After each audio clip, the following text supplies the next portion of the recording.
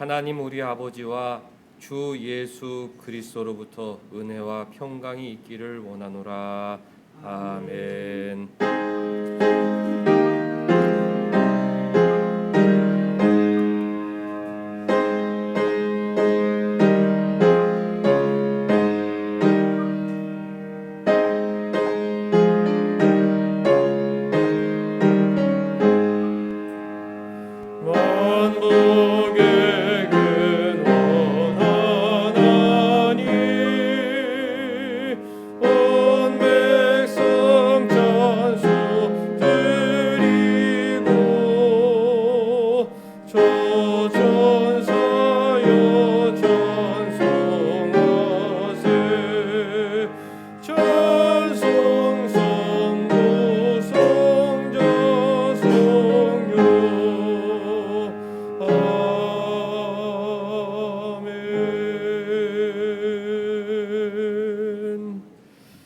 전능하사 천지를 만드신 하나님 아버지를 내가 믿사오며 그 외아들 우리 주 예수 그리스도를 믿사오니 이는 성령으로 잉태하사 동정녀 마리아에게 나시고 본디오 빌라도에게 고난을 받으사 십자가에 못 박혀 죽으시고 장사한 지 사흘 만에 죽은 자 가운데에서 다시 살아나시며 하늘에 오르사 전능하신 하나님 우편에 앉아 계시다가 저리로서 산 자와 죽은 자를 심판하러 오시리라. 성령을 믿사오며 거룩한 공예와 성도가 서로 교통하는 것과 죄를 사하여 주시는 것과 몸이 다시 사는 것과 영원히 사는 것을 믿사옵나이다. 아멘.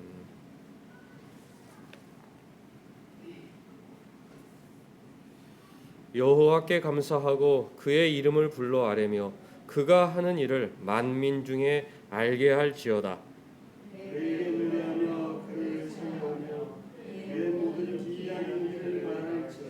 그의 거룩한 이름을 자랑하라. 여호와를 구하는 자들은 마음이 즐거울지로다.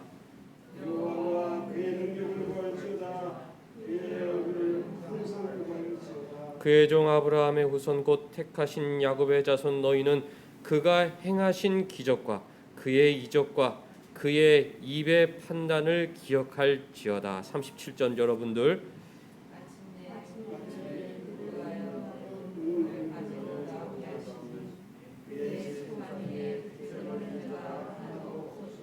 그들이 떠날 때에 애굽이 기뻐하였으니 그들이 그들을 두려워함이로다.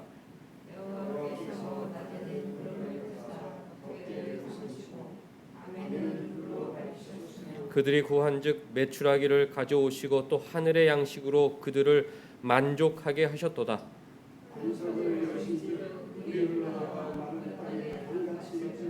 이는 그의 거룩한 말씀과 그의 종 아브라함을 기억하셨음이로다.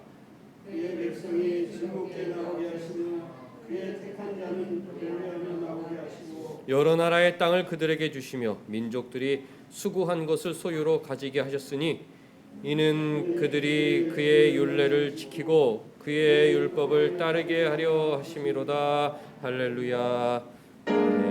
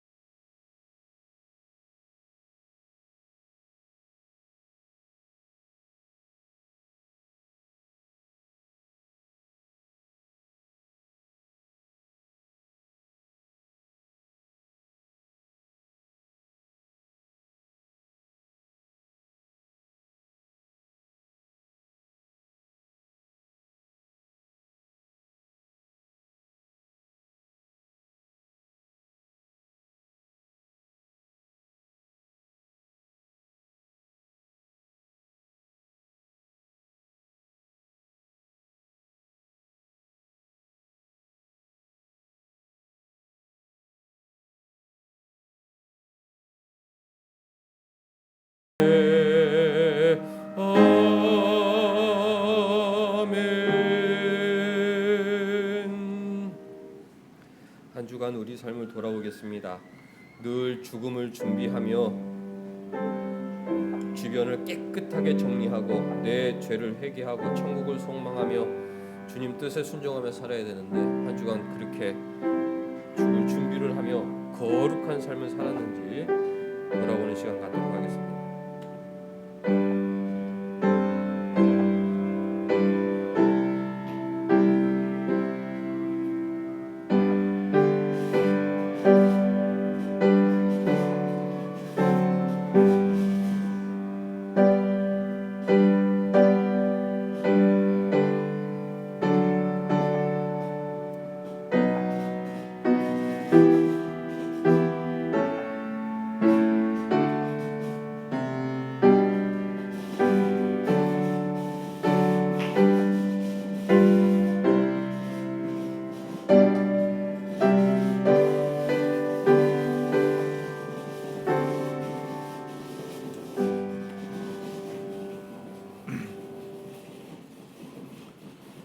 하나님 아버지 감사드립니다. 주일을 맞아 하나님께 예배드릴 수 있게 해주심을 감사드립니다. 하나님 아버지, 죄악에 빠진 우리를 불쌍히 여겨 주시옵소서. 하나님 아버지, 우리의 목적을 우리는 어디에 두고 있습니까? 오늘 이 자리에서 주님 안에서의 경건보다 육체의 안위와 세상 지식을 위해 주님을 멀리하지는 않았는지, 또 주님 앞에 이렇게 매일 회개하여도 돌아서면 하나님을 잊고 살아가는 우리였음을 고백하며 회개하기를 원합니다. 이 못난 죄인들을 용서하여 주시옵소서. 세상은 지금 코로나로 온갖 억측과 오해로 혼란을 겪고 있습니다. 인간들은 미련하여 한치 앞도 알 수 없는 존재들입니다. 인간적인 지식으로 이해할 수 없는, 그리고 많은 일들의 갈피를 우리는 잡을 수 없습니다.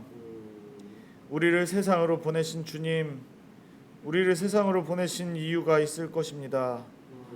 또 세상 속에서 빛과 소금이 되라 하신 주님, 세상 사람들과 같이 걱정하고 똑같이 어려움에 빠져 허우적거리지 않도록 하나님 인도하여 주시고,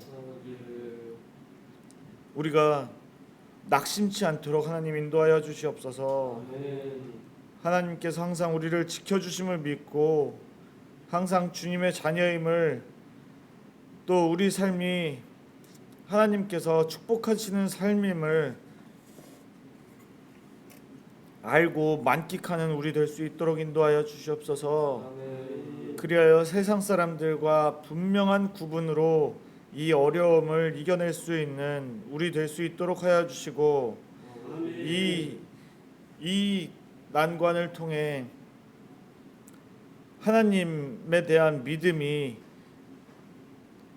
약해지지 않도록 하나님 더욱더 견고하게 하나님 우리를 인도하여 주시옵소서.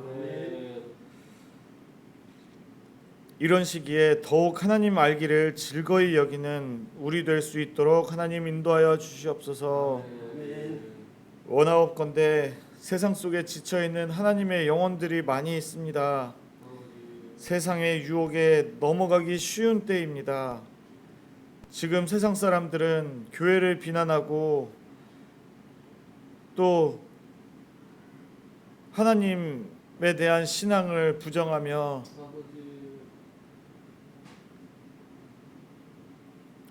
또 하나님에 대한 하나님을 믿고 있음을 비난합니다.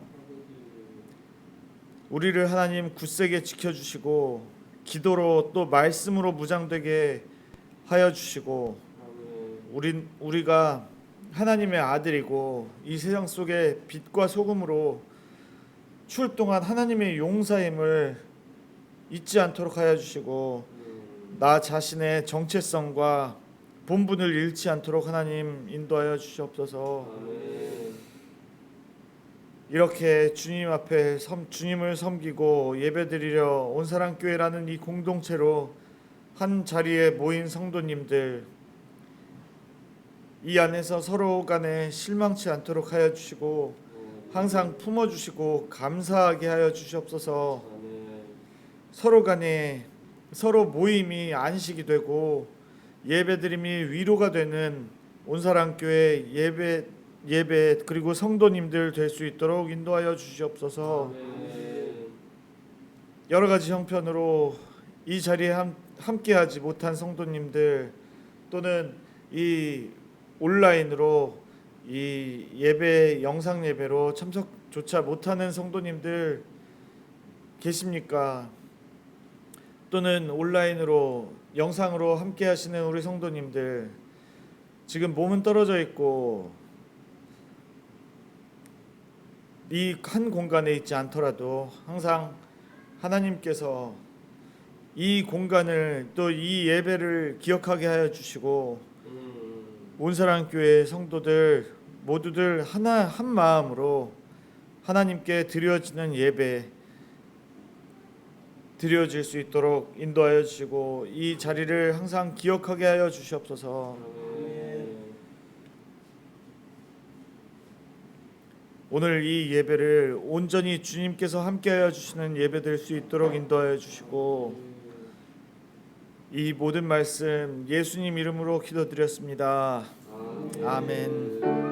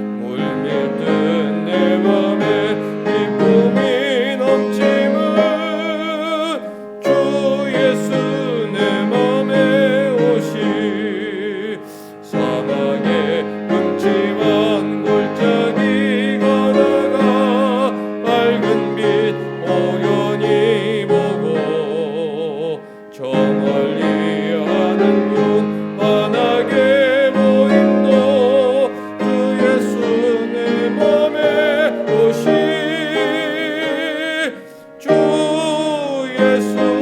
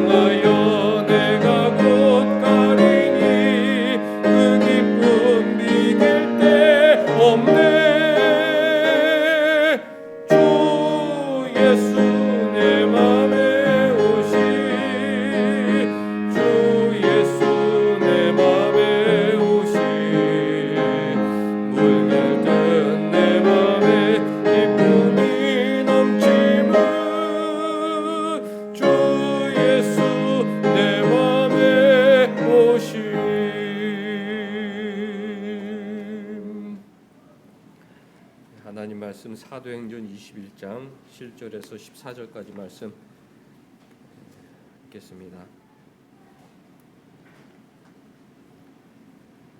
두로를 떠나 항해를 다 마치고 돌레마이에 이르러 형제들에게 안부를 묻고 그들과 함께 하루를 있다가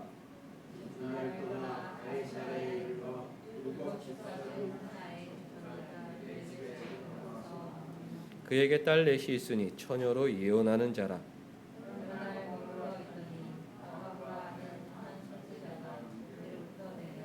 우리에게 와서 바울의 띠를 가져다가 자기의 수족을 잡아매고 말하기를 성령이 말씀하시되 예루살렘에서 유대인들이 이같이 이 띠 임자를 결박하여 이방인의 손에 넘겨주리라 하거늘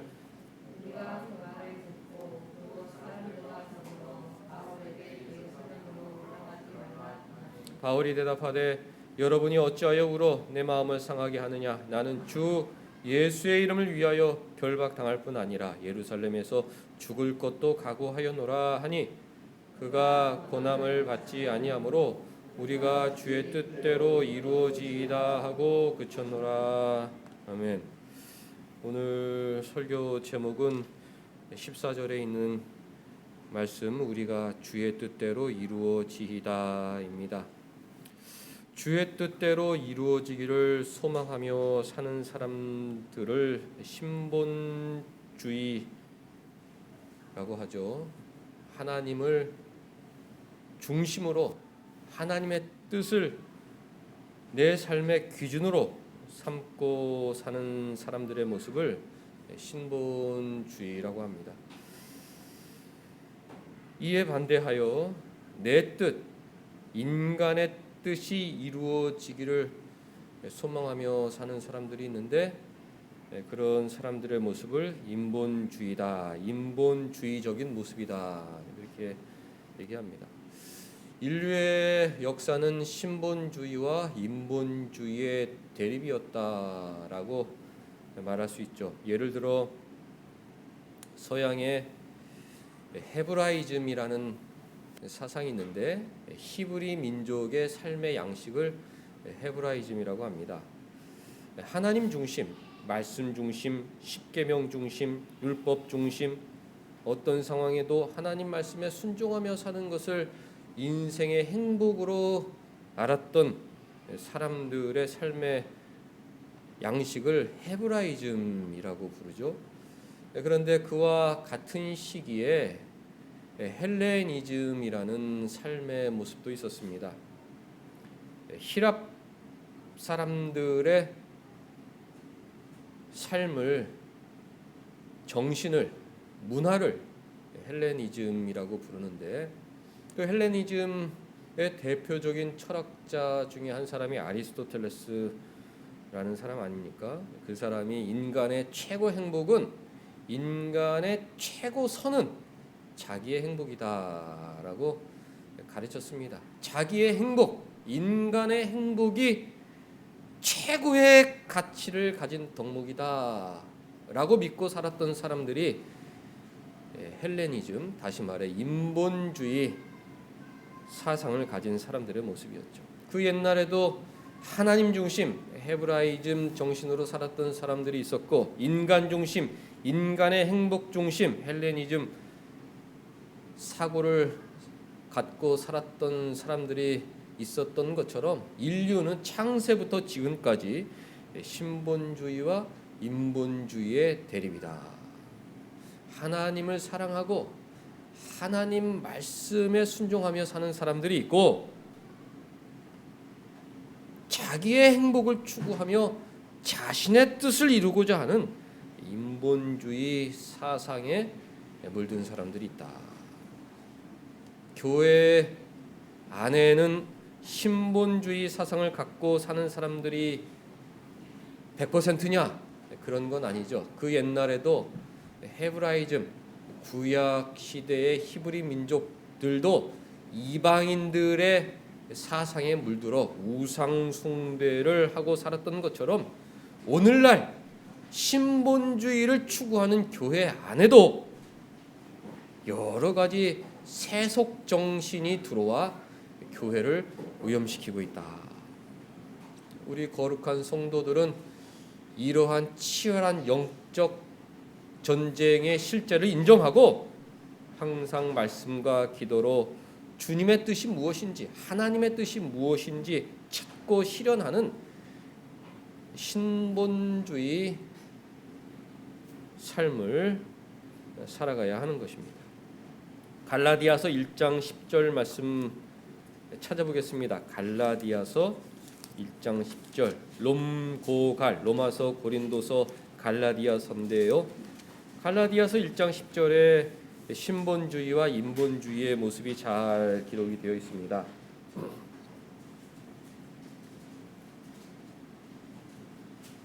6절 보면 처음 교회에도 다른 복음을 따르는 사람들이 있었던 것을 알게 되죠. 8절 보면 다른 복음을 전하면 저주를 받을지어다. 성경에서 가르치는 복음이 아니라 인간의 생각이 들어간 오염된 복음을 전하면 저주를 받을 것이다. 9절에도 다른 복음을 전하면 저주를 받을지어다. 그렇게 하나님 말씀에 기록이 되어 있습니다. 다른 복음이 무엇이냐? 10절 보면 이제 내가 사람들에게 좋게 하랴 하나님께 좋게 하랴. 사도 바울이 갈라디아 교회에게 신앙 고백을 하는 것이죠. 사람들의 좋게 하면 그것이 바로 인본주의요, 다른 복음이요, 저주를 받을 사람의 모습이다. 사람들을 좋게 하고 사람들이 듣기 좋은 말, 사람들이 원하는 것을 가르치기 위해 참된 복음을 변질시키는 것이 바로 인본주의, 사람들을 좋게 하는 저주받을 복음인 것입니다. 사람들에게 기쁨을 구하랴. 지금까지 사람들의 기쁨을 구하였다면 그리스도의 종이 아니다. 사람들을 좋게 하고 사람들만을 기쁘게 하려는 사람들이 바로 인본주의, 저주받을 세속 사상에 물든 사람들인 것입니다. 신본주의 삶은 어떤 것이냐? 하나님을 좋게 하는 삶, 하나님을 기쁘시게 하려는 삶. 세상 사람들에게 손가락 받을지라도 나는 하나님 말씀에 목숨을 걸었기 때문에 하나님 말씀에 순종하는, 하나님만을 기쁘시게 하는 삶을 살아야겠다. 이것이 우리가 추구하는 거룩하고도 경건한 신본주의적 삶의 모습인 것입니다. 사도행전 4장 19절 한 곳 더 찾아보겠습니다. 사도행전 4장 19절. 이곳에서도 신본주의와 인본주의 모습이 무엇인지 우리가 확인할 수 있는데요. 예루살렘에는 종교 지도자들이 있었는데 몇 주에 걸쳐 그 종교 지도자들의 정체를 저희들이 지적하였습니다. 그들은 위선자다. 겉과 속이 다른 사람들이다. 그들은 돈벌레다. 돈만 사랑하는, 하나님보다 돈을 더 사랑하는 돈벌레들이었다. 그리고 그들은 거짓말쟁이, 선동꾼, 사기꾼들이었다. 거짓 증거를 가져다가 예수 그리스도를 십자가에 못 박게 한 사기꾼들이었다. 오늘날에도 이런 위선자들, 돈벌레들, 사기꾼들이 사회의 여러 자리를 차지하고 있는 바람에 교회가 이렇듯 탄압을 받고 있다는 것을 우리가 기억해야 합니다. 그 위선자들이 베드로와 요한에게 복음을 전하지 말라고 하였습니다. 18절 보면 그들을 불러 경고하였다. 예수의 이름으로 말하지도 말라, 가르치지도 말라 경고하였을 때에 베드로와 요한이 말하기를 하나님 앞에서 너희의 말을 듣는 것이 하나님의 말씀을 듣는 것보다 옳은가 판단하라. 이것이 인본주의와 신본주의의 싸움인 것입니다. 사람의 말을 들을 것이냐, 하나님 말씀을 들을 것이냐, 무엇이 옳은지 판단하라. 오늘날에도 교회에 세상의 목소리가 들리고 사람의 목소리가 가득 차 있다. 하나님의 뜻, 하나님의 말씀이 무엇인지 아랑곳하지 않고 세상의 경고에 침묵하고 있는 인본주의 삶에 물든 사람들이 많이 있다. 이것이 우리의 비참한 현실인 것입니다. 거룩하고 경건하고 하나님을 바로 섬기는 신본주의 성도의 모습은 어떠해야 되는가? 사람의 말을 듣는 것이 옳은가? 하나님 말씀을 듣는 것이 옳은가? 늘 신앙의 양심에 비추어 말씀과 기도로 그 뜻을 찾아 그 뜻에 순종하려고 노력하는 사람들인 것입니다. 고린도전서 2장 4절 마지막으로 찾아보겠습니다. 고린도전서 2장 롬고갈 그렇죠? 고린도전서 2장 신본주의는 무엇이고 인본주의는 무엇인가? 고린도전서 2장 4절을 보면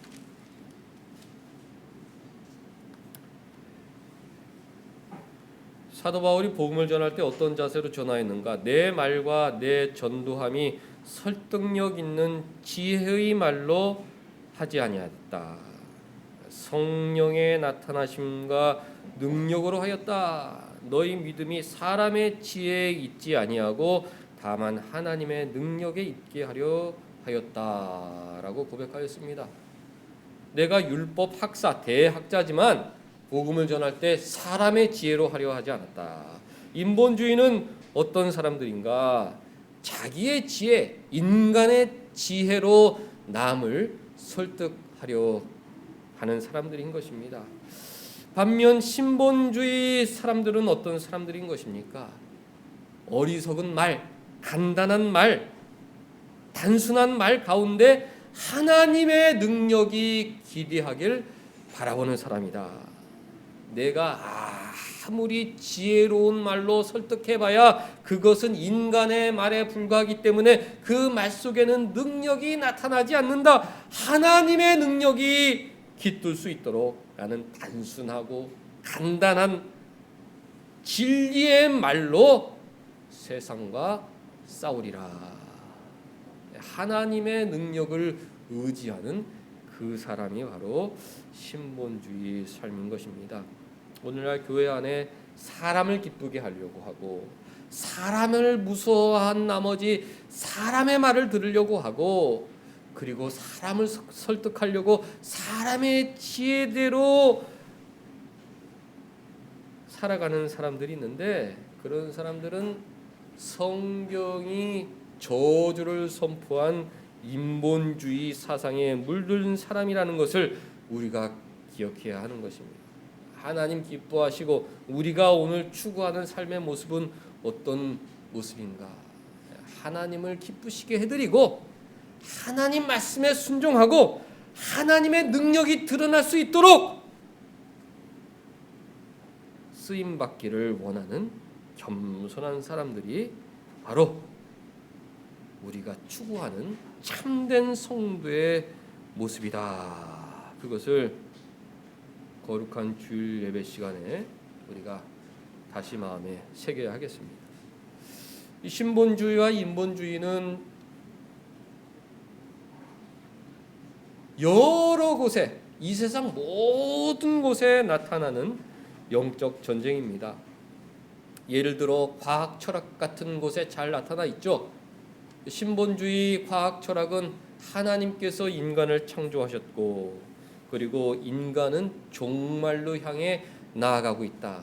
세상은 점점 악해지고 있다. 이런 성경적 가치관에 근거를 두고 세상을 연구하는 반면 인본주의 과학 철학은 사람의 지혜로 만들어낸 것이기 때문에 어리석고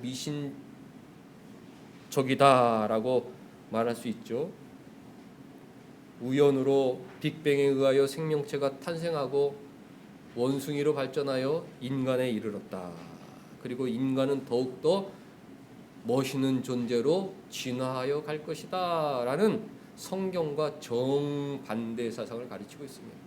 오히려 아담이 더 완전한 존재로 창조되었고 노아 홍수 이후에 인간은 수명이 더 줄어들게 되었고 그리고 세상이 더 악하여진 나머지 인간은 더욱더 못난 존재로 탐욕스러운 존재로 부패하여 가고 있다는 것이 성경의 가르침인 것입니다. 세상은 더 발전되고 더 성공적일 것이다. 이것이 성경의 가르침이 아니라 세상은 더 부패하고 인간은 더 타락하여 마침내 그리스도의 심판대 앞에 서게 될 것이다. 이것이 성경의 가르침인데 과학, 철학 가운데에서도 이렇듯 신본주의와 인본주의는 치열한 싸움을 하고 있고 오늘날 대부분의 인류는 어리석은 인본주의 과학 철학을 믿고 자기도 모르게 살아가고 있는 것입니다. 역사관에서 이러한 것이 더 뚜렷하게 드러나죠. 신본주의 역사관을 가진 사람들은 인류 역사 배후에 보이지 않는 하나님이 존재하신다. 당연한 생각 아니겠습니까? 인류의 역사 이면에는 보이지 않는 하나님이 존재하시고 그 하나님께서 주의 뜻대로 인류 역사를 주장하신다. 그것을 믿고 역사를 해석하고 역사에서 교훈을 받으려고 하는 것이죠. 인본주의 역사관을 가진 사람들은 역사가 우연이다. 역사는 인간 탐욕 투쟁의 결과다. 이런 식으로 역사를 해석하고 있습니다. 예를 들어 중세 흑사병 페스트라는 대재앙이 일어나 유럽 인구의 3분의 1이 없어지는 사건을 두고 인본주의 역사관을 가진 사람들은 그것에 대해 어떠한 해명을 할 수가 없는 것이죠. 쥐가 벼룩들이 중국에서 이동하여 유럽의 인구의 3분의 1을 죽게 만들었다. 이런 객관적인 사실만 제시할 뿐인 것입니다. 그러나 신본주의 역사관을 가진 사람들은 그 흑사병 페스트 이면에 하나님께서 어떤 계획을 갖고 계셨을까? 그것을 생각하고 나름대로 해석하여 오늘의 교훈을 삼으려고 하는 것입니다. 페스트 흑사병이 일어났을 때 교회의 높으신 분들은 다 안전한 곳으로 대피했다. 그 당시 성도들이 그 모습을 보고 교회에 대해 큰 실망을 하게 되었다. 종교 개혁자들은 교회 지도자들에게 교회를 떠나지 말고 교회를 지키라. 성도들에게는 안전한 곳으로 피난하고 교회 지도자들에게는 교회를 끝까지 지키고 병든 자를 찾아가 신방하고 그들을 치료하고 그들의 장례까지 수행하는 교회의 임무를 잘 감당해야 한다. 그렇게 가르쳤던 것입니다. 하나님께서 그 중세 흑사병 페스트를 통해서 하시고자 했던 일이 무엇일까? 그 당시 교회 지도자들의 타락상을 만천하에 공개하기를 원하셨다. 성도들은 돌보지 아니하고 교회는 지키지 아니하고 자신의 안전만을 추구했던 그 교회 지도자들의 타락상을 만천하에 공개토록 하셨고 참 종교는 무엇인가? 성도들의 안전을 위하면서도 교회를 지키고자 했던 그 순수한 종교 개혁자들의 신앙이 참 신앙이라는 것을 세상에 드러내시려 했다. 우리는 역사를 통해서 그렇게 이해하는 것이죠. 오늘날 코로나라는 질병이 한국 교회를 힘들게 만들고 있는데, 신본주의 사상을 가진 성도들이라면 이 이면에 하나님께서 어떤 계획을 갖고 계실까, 그것을 늘 생각해야 하는 것입니다. 인본주의 사상을 가진 사람들은 사람들을 기쁘게 하고 세상을 기쁘게 하고 세상의 손가락질을 안 받고 싶어하고 또 사람의 말에 순종하고 사람을 지혜로 그 문제를 대처하려 하는 반면, 우리 신본주의 사상을 가진 사람들은 하나님을 기쁘시게 해드리면 어떻게 해야 되는가? 이 어려운 세상 속에 말씀과 기도를 통하여 우리 하나님께서 교회에 원하시는 것은 무엇인가? 어떻게 해야 교회 가운데 하나님의 능력이 나타날 수 있을까? 우리가 어떻게 단순하고 담백하게 신앙생활해야 그 가운데 하나님의 능력이 나타날 수 있을까? 그것을 늘 생각하고 고민하며 살아야 하는 것입니다. 주님의 뜻에는 몇 가지 특징이 있습니다. 첫째, 완벽하다. 인간의 계획은 불완전하죠. 실패할 수밖에 없습니다. 그러나 하나님의 계획은 완벽하다. 오늘도 이 코로나 배후 이후에 하나님께서 어떤 계획을 갖고 계신데 그 계획은 완벽하다. 마치 중세 시대의 혹사병은요, 모이라고 해도 모이지 않습니다. 죽을 걸 알기 때문에 모이라고 해도 모이질 않아요.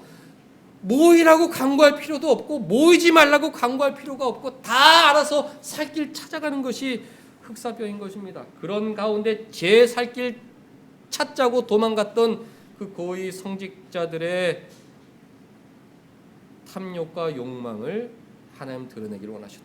교회의 탐욕스러움을 드러내기를 원하셨고, 그 가운데 신앙과 교회와 성도들의 건강을 지키고자 했던 진실한 신앙인들을 드러내고자 하셨던 것입니다.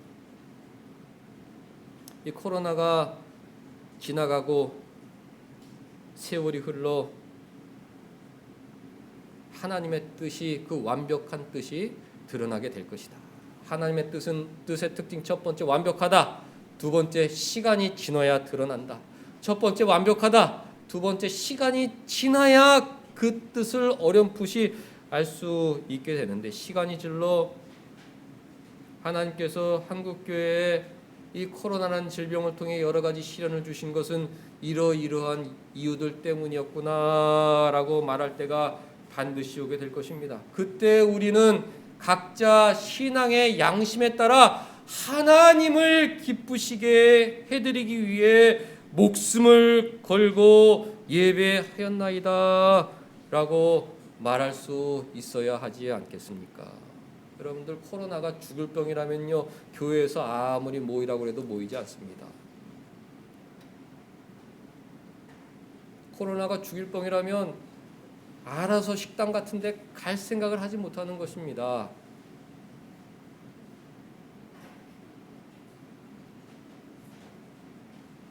삶의 일관성이 있어야 된다.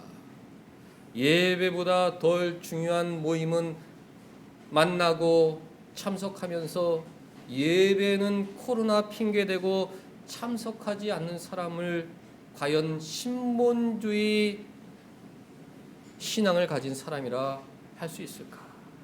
일관된 삶의 모습을 가진 사람이라고 할 수 있을까? 사도 바울이 예루살렘을 향하여 목숨을 걸고 올라가고 있을 때 사도 바울 일행과 전도자 빌립의 그 사랑스러운 네 딸과 예루살렘에서 올라온 아가보 선지자가, 사도 바울은 예루살렘에 가면 반드시 결박당하고 죽임을 당할 것이다 라는 성령의 말씀을 전해 주었습니다. 그런데 이 사람들은 신본주의 신앙을 견지하지 못하고 인본주의 사상으로 빗나가게 되었죠. 성령께서 결박당할 것과 죽을 것을 보여주신 것은 사도 바울로 미리 마음의 준비를 하고 담대한 마음으로 순종하는 마음으로 기쁨으로 그 길을 걸어가도록 미리 알려주신 것인데, 그 주위에 있는 사람들은 그것을 인간적으로 해석하여 울면서 사도 바울의 길을 만류하였던 것입니다. 예루살렘에 올라가서 결박당하고 죽을 것이라는 것을 성령을 통해 여러 사람들에게 보여주신 것은 그것이 하나님의 뜻이라는 것을 알려준 것인데, 그 주변에 있는 사람들은 하나님의 뜻인 줄 알고서도 사도 바울의 길을 만류하였다. 좋게 말하면 인간적인 사랑이라 할 수 있겠지만 이것이 바로 인본주의 사상, 저주받을 사람들의 모습인 것입니다. 사도 바울이 울며 만류하는 동료들에게 어떻게 대답하였습니까? 13절, 여러분들이 어찌 울어 내 마음을 상하게 하느냐. 나는 주 예수의 이름을 위하여 결박당할 것과 죽을 것을 각오하였다. 나는 주 예수의 이름을 위하여 결박당할 것, 죽을 것을 다 준비한 사람인데 왜 울어 내 마음을 상하게 하느냐? 신본주의 신앙으로 답하였던 것입니다. 인본주의는 안전을 추구하죠. 자신의 행복을 추구하는 것입니다. 신본주의는 순종을 추구하는 것이죠. 십자가의 길을 추구하는 것입니다. 하나님의 뜻이라면 목숨을 내놓겠다라는 순교의 모습이 바로 신본주의의 삶의 모습인 것입니다. 그때 그 주변에 있는 사람들이 사도 바울에게 대답한 것이 오늘 설교 제목인 것입니다. 그들도 다 쟁쟁한 신앙의 인물들이었습니다. 잠깐 인간적인 마음으로 울며 사도 바울의 길을 만류하였지만 그래도 마음 깊은 곳에는 하나님 중심으로 살고자 하는 거룩한 욕망이 있었던 사람들이었죠. 14절, 사도 바울이 권함을 받지 아니하므로 우리라는 것은 사도행전을 기록한 누가, 실라, 또 전도자 빌립의 네 딸, 예루살렘에 올라온 아가보, 그리고 그곳에 있던 가이사랴에 있던 모든 제자들을 의미하는데, 우리가 말하기를 주의 뜻대로 이루어지이다 라고 답변하였던 것입니다. 이것이 바로 우리가 목표해야 할 신앙의 모습 아니겠습니까? 주의 뜻대로 이루어질 것이다. 주의 뜻대로 이루어질 것이다. 지금 내 마음에는 맞지 않지만 나의 안전에 치명적인 위험이 찾아올지도 모르지만 주님의 뜻이라면 주의 뜻대로 이루어질 것입니다. 인정하고 받아들이고 기도하고 실천하는 사람들이 바로 신앙인의 모습인 것입니다. 나의 뜻은 불완전하다. 인간의 뜻은 불완전하다. 인간의 계획은 하나님 뜻 앞에서 무너질 수밖에 없다. 인간이 추구하는 길은 무엇입니까? 오늘 사도행전 사도 바울의 앞길을 만류하는 모습에서 알 수 있듯이 인간이 추구하는 것은 자기의 안전뿐인 것입니다. 자기의 안전, 자기의 행복. 그러나 하나님께서는 자신의 뜻을 이루기 위해 가장 귀한 생명까지도 내놓을 수 있는 그런 순종하는 사람들을 원하신다. 그런 순종을 통해 하나님께서는 하나님 나라의 뜻을 이루어 가시는 것입니다. 주님의 뜻이 특별한 것이 있고 일반적인 것이 있다. 지난주에 생각해 보았습니다. 주님께서 원하시는 일반적인 뜻, 우리는 늘 그것을 생각하며 죽음을 준비해야겠죠. 내가 가진 소유, 주변에 필요한 사람 보일 때마다 힘 닿는 대로 나누어 주고 물질을 잘 정리하는 삶을 살아야겠습니다. 주변에 여러 가지 복잡한 인간관계가 있다면 예수께서 오늘 저녁에라도 나를 불러가실 수 있기 때문에 늘 인간관계를 정리하고 사과하고 용서를 구하고 사랑하며 사는 것이 일반적인 주님의 뜻인 거죠. 그것이 죽기보다 싫더라도 그것을 위해 노력하고 살아가는 것이 인간의 모습인 것입니다. 이 세상의 안전, 이 세상의 건강, 이 세상의 행복보다 천국을 소망하며 어떻게 살아야 천국에 많은 것을 쌓아놓을 수 있을까? 그것을 생각하며 사는 사람들이 신본주의 삶을 가진 늘 말씀에 순종하는 사람들의 모습 아니겠습니까? 사도 바울이 내가 여기서 10년 더 산다고 하늘나라에서 하나님께서 나를 칭찬해 주실까? 예루살렘에 가서 결박당하고 죽는 것이 하나님의 뜻이라면 10년 일찍 죽더라도 그것이 더 영광스러운 삶의 모습이 아닐까? 그런 신앙으로 걸어갔던 것입니다.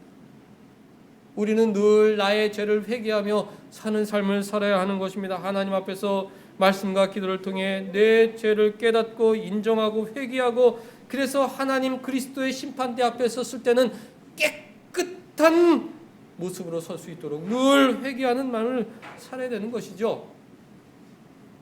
말씀과 기도를 통해서는 내 죄를 깨달을 수 없기 때문에 예배 시간에 하나님 말씀이 선포되는 순간에, 하나님 말씀을 읽는 순간에 내 죄를 깨닫고 회개하고 천국을 소망하고 인간관계를 깨끗하게 하고 내가 가진 것을 아름다운 곳에 선용하며 살아가는 것이 하나님께서 원하시는 삶의 모습인 것입니다. 그 외에 특별한 하나님의 뜻이 있겠습니다. 이 코로나 같은 시대에 교회가 어떻게 대처하는 것이 과연 옳은 것인가? 사람의 지혜로는 해결할 수 없는 것이고 사람의 말을 들어봐야 답이 없는 것이죠.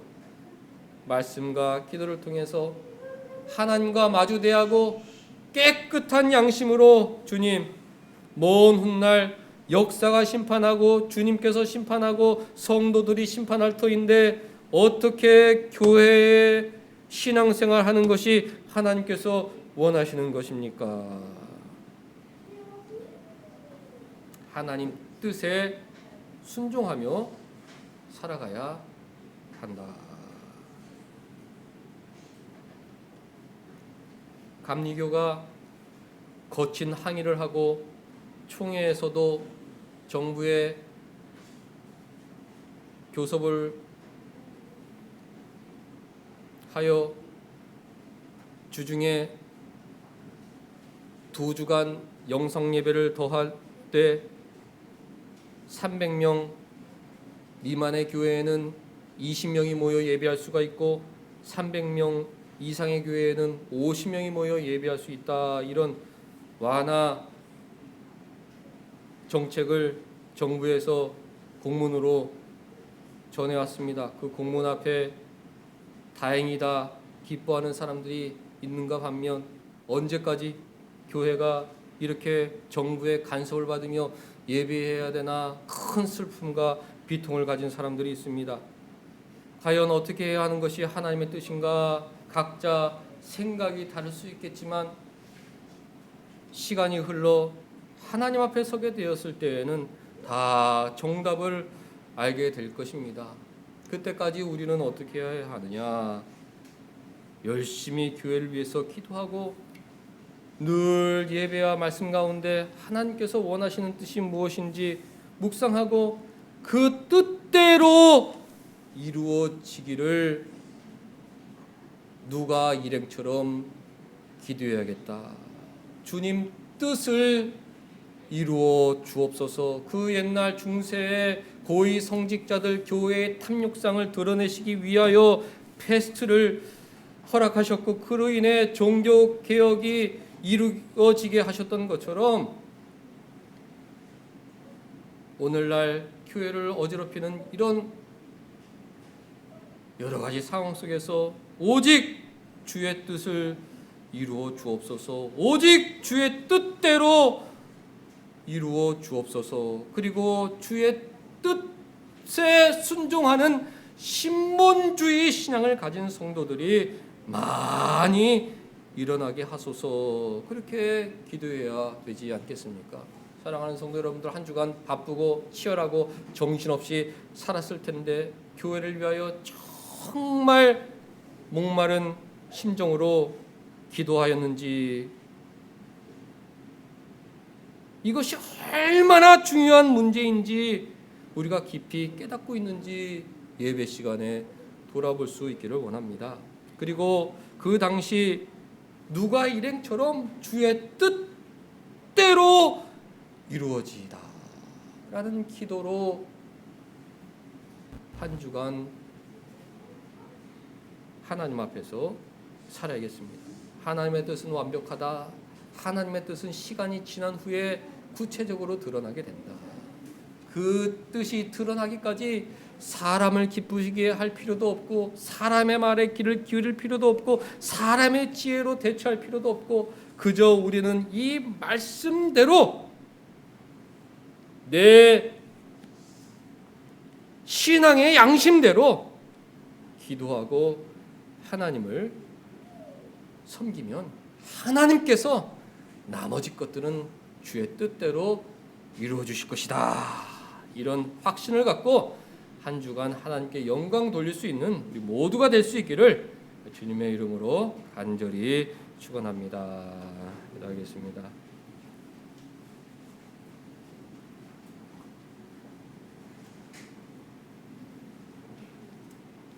하나님 말씀에 귀를 기울이고 하나님 말씀에 순종하며 사는 것을 최고의 행복으로 아는 저희들 되게 하여 주셔서 내 삶 가운데, 교회 가운데 주님의 뜻만이 이루어지기를 간절히 소원하며 살아가는 우리 모두가 되게 하여 주시옵소서. 예수님의 이름으로 기도하옵나이다.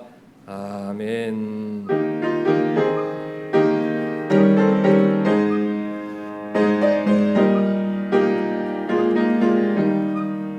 주님의 뜻을 이루소서. 고요한 중에 기다리니 진흙과 같은 날 빚으사 주님의 형상 만드소서. 주님의 뜻을 이루소서. 주님 발 앞에 엎드리니 나의 맘속을 살피시사 눈보다 희게 하옵소서. 주님의 뜻을 이루소서. 병들어 몸이 피곤할 때 권능의 손을 내게 펴사 새롭게 하여 주옵소서. 주님의 뜻을 이루소서. 온전히 나를 주장하사 주님과 함께 동거함을 만민이 알게 하옵소서. 아멘. 하나님, 자원하는 마음으로 예배당에 모여 예배케 하여 주시니 감사드리옵나이다. 우리의 예배를 기뻐 받아주시고 우리의 신앙을 더욱 붙잡아 주셔서 주의 뜻만을 생각하고 살아가는 거룩한 생애가 되게 하여 주시옵소서. 이재정 권사님, 또 사모님, 또 윤흥석 집사님, 김경희 집사님 어디 있든지 하나님 붙들어 주셔서 함께 예배할 때 더 큰 애 내려 주셔서 한 주간 주의 뜻만을 바라보고 살아가는 하나님의 통역자 되게 하여 주시옵소서. 예배 가운데 귀한 예물 드릴 수 있게 하심도 감사드리옵나이다. 영광 받아 주시옵고 교회를 지켜 주시고 한국 교회를 보호하여 주시옵소서. 예수님의 이름으로 기도하옵나이다. 아멘. 다 같이 일어나셔서 2장 찬송 부르신 후에 사랑하는 사람들 주의 뜻을 바라보며 살게 해달라고 축복하도록 하겠습니다. 성부성자 성령께 찬송과 영광 돌려보내세. 태초로 지금까지 또 영원 무궁토록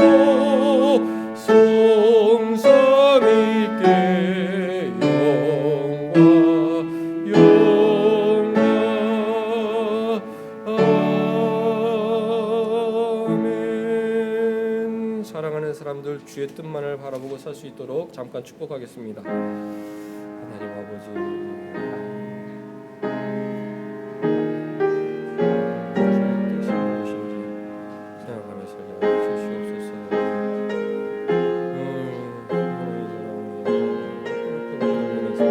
살게 하여 주시옵소서. 예배를 주시옵소서. 하나님 먹을 수 있도록 도와주시옵소서.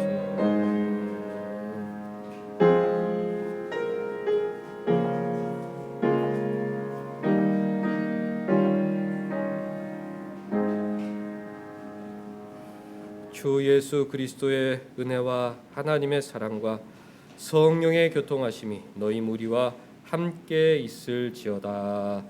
아멘. 아버지, 주님의 뜻을 주시옵소서. 한국교회 주님의 뜻이 이루어지게 하여 주시옵소서. 삶 가운데 주님의 뜻이 이루어질 수 있도록 쓰임 받게 하여 주시옵소서. 하나님 말씀에 귀를 기울이게 하시고 하나님 주신 귀를 기울이게 하여 주셔서 살아가게 하여 주시옵소서.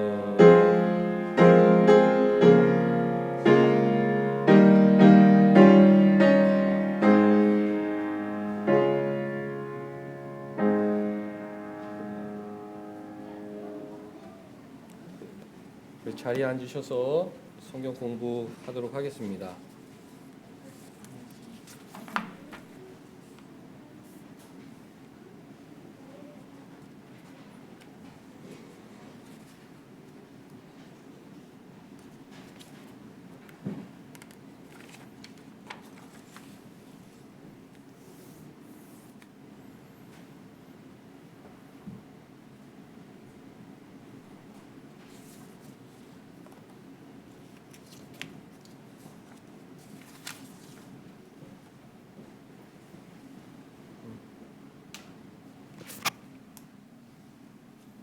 지난주에 어떤 목사님과 교제를 했는데 그 목사님은 봄에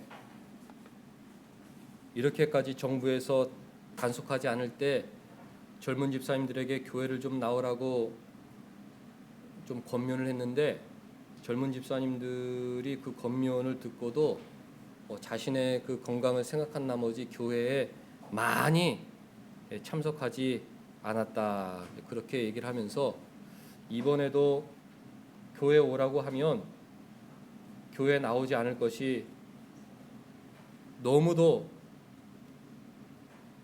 확실하기 때문에 오히려 영상으로 예배 드리라, 그렇게 권면하였다고 합니다. 그것이 요즘 교회의 모습인데 우리 교회 젊은 집사님들은 나오라고 하지 않아도 그래도 예배당에 나와 예배 드리는 모습이 귀하다, 저는 그렇게 생각하고 있습니다. 또 우리가 다 서로의 건강을 잘 아는 가정이기 때문에 방역을 조심해서 드리면 코로나 전역으로부터 안전하다, 그런 생각도 하고 있는데요. 한 주간 교회 안에서도 하나님의 뜻이, 주님의 뜻이 이루어지기를 간절히 소원하고, 정부에서 감리교회 그 압박이 좀 심했는지 27일 예배는 또 조금 조정할 수 있다, 이런 공문을 교단으로 보내왔다는데, 또 한 주간 또 열심히 기도해서 다음 주에는 영상으로 예배 드리되 조금 더 많은 성도들이 예배당에서 예배 드릴 수 있는 환경이 열리면 좋겠다 또 싶고, 속히 정부가 교회 예배에 대해서 이렇게 지나친 간섭을 하는 일이 없도록 우리가 계속 기도해 주면 좋겠습니다. 자, 유인물 보겠습니다. 1919년 도르트 신조인데요. 첫째 교리가 끝났고 오늘부터 둘째 교리에 대해서 공부하도록 하겠습니다. 민준이 그 왼쪽에 조그만 글씨로 둘째 교리 소제목이 있는데, 둘째 교리는 뭐예요?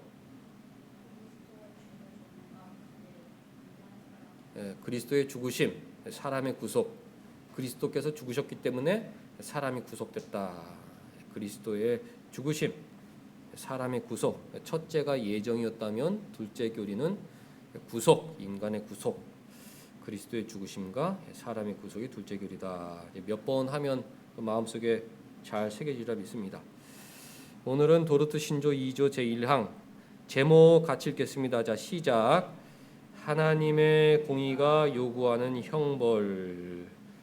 하나님께서 요구하시는 형벌이 무엇인지 좀 살펴보는 시간 갖도록 하겠습니다. 자, 하나님께서 읽겠습니다. 자, 시작.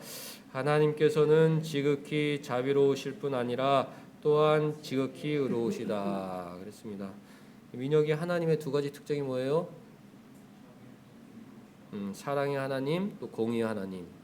자비로우시지만 또 의로우시다.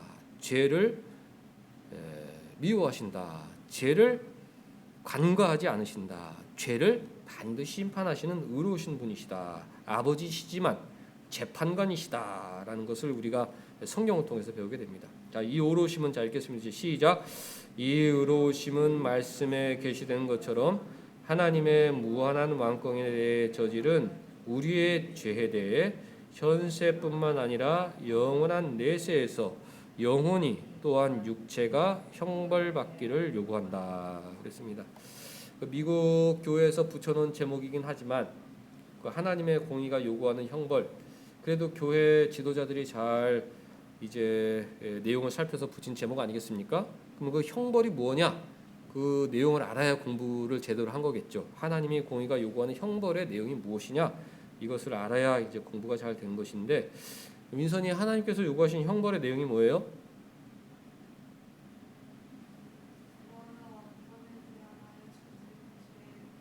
우리의 죄, 그게 이제 우리의 죄의 그 정체죠. 하나님 왕권에 대항한 것, 하나님 말씀에 불종한 것이 우리의 죄인데, 그거에 대해서 하나님께 어떤 죄를 요구하신대요?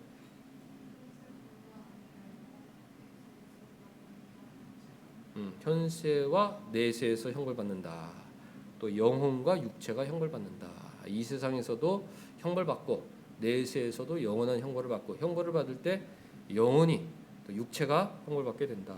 영혼이라는 것은 하나님과의 교제가 단절되는 것이 영혼이 겪는 큰 형벌이죠. 우리는 늘 영혼이 우리의 지정이가 하나님과 교제하면서 하나님의 뜻이 무엇인지 알 수 있는데, 이 땅에서 하나님과의 교제가 끊어지기 때문에 하나님의 뜻을 알 수가 없고 자신의 뜻대로 살아갈 수가 없는 게, 그것이 영혼이 받는 형벌이고, 육체의 형벌이라는 것은 여러 가지 뭐 물질의 어려움이랄지 또 건강의 어려움이랄지 여러 가지로 찾아오기도 하고, 또 전염병, 또 뭐 자연재해, 하나님께서 육체적으로 물질적으로 주시는 형벌들은 여러 가지 있습니다.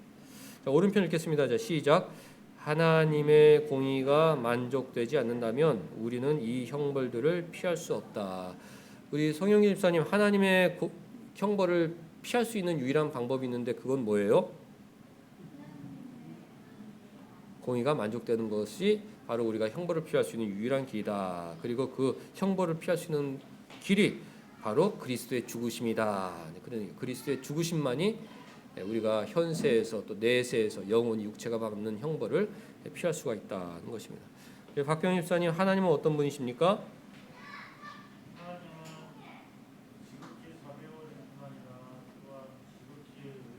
네, 맞습니다. 우리 박병희 집사님, 하나님의 의로우심은 무엇을 요구합니까?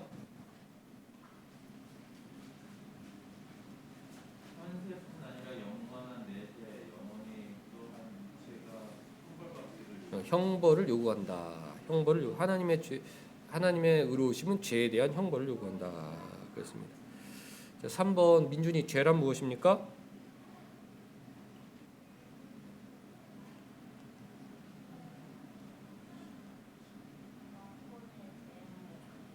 하나님의 왕권에 대항하는 것, 하나님 말씀에 대항하는 것, 하나님 말씀에 불순종하는 것, 이것이 죄다.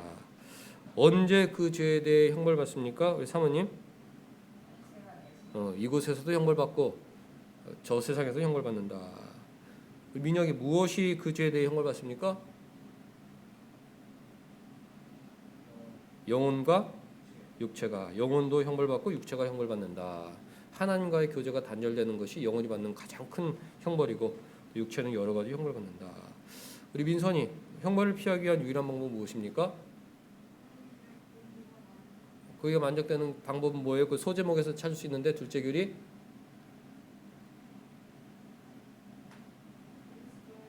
그리스도의 십자가의 죽으심만이 하나님의 공의를 만족시켰다. 우리를 대신해서 형벌받은 것이니까 대속해서 형벌받으셨다.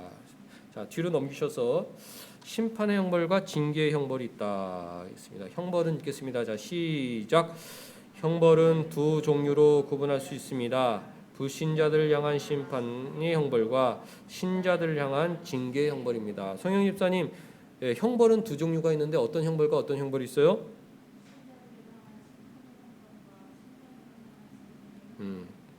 다르다. 형벌이지만 다르다는 것입니다. 자, 전자는 읽겠습니다. 자, 시작. 전자는 재판관의 행동이요 후자는 아버지의 행동입니다. 전자는 저주와 진노지만 후자는 축복과 사랑입니다. 박경희 집사님, 심판의 형벌과 징계의 형벌은 뭐 어떤 차이가 있어요?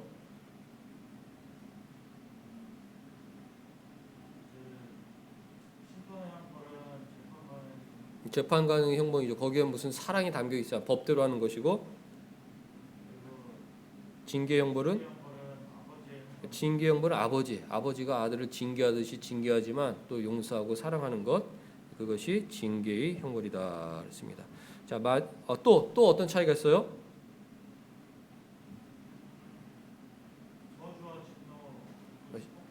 예, 전자는 저주와 진노예요. 불신자들 향한 형벌은 용서가 없다. 저주와 진노자. 그러나 징계 형벌, 아버지가 하는 형벌은 축복과 사랑이다. 그것을 통해서 바른 길로 인도하시기 때문에 오히려 축복과 사랑이다 하는 것이죠. 자, 만일 읽겠습니다. 자, 시작. 만일 그의 자손이 내 법을 버리며 내 규례대로 행하지 아니하며 내 율법을 깨뜨리며 내 계명을 지키지 아니하면 내가 회초리로 그들의 죄를 다스리며 채찍으로 그들의 죄악을 벌하리로다. 그러나 나의 인자함을 그에게서 다 거두지는 아니하며 나의 성실함도 패하지 아니하며 내 언약을 깨뜨리지 아니하고 내 입술에서 낸 것은 변하지 아니하리로다. 하나님께서 회초리로 때려서 바른 길로 인도하겠다. 언약은 변치 않을 것이다.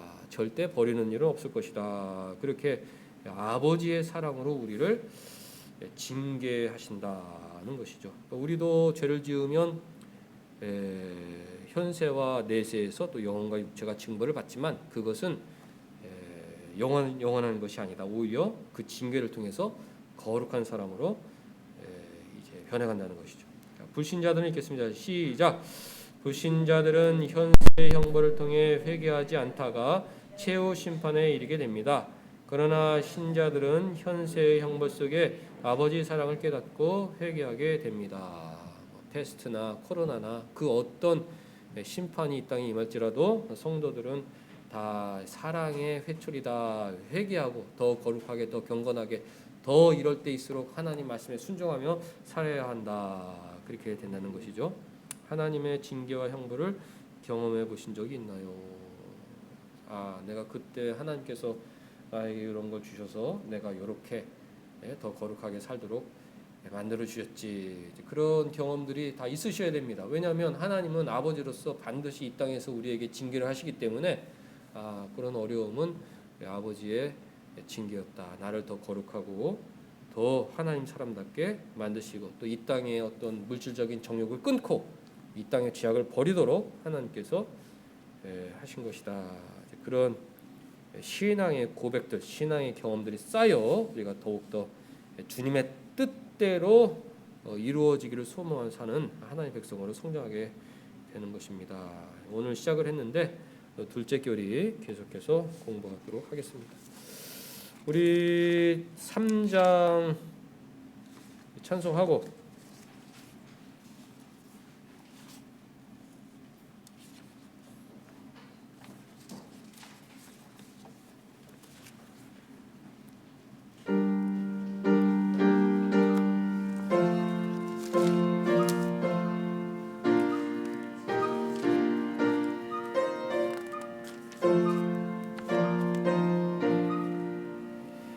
이 천지가 만물들아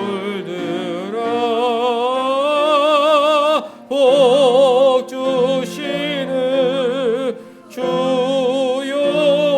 여호와 전능선